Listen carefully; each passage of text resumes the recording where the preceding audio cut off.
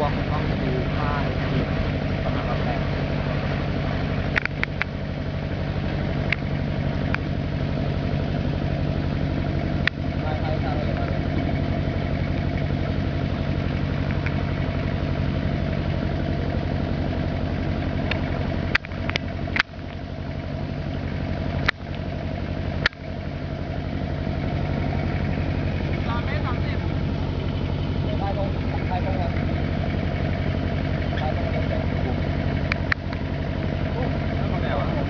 แมว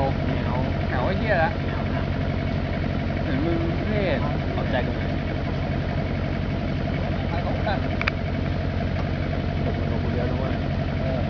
ไม่ยังผมเอาแค่นั้น3 ตัวเราเจ็บไปเนี่ยเลย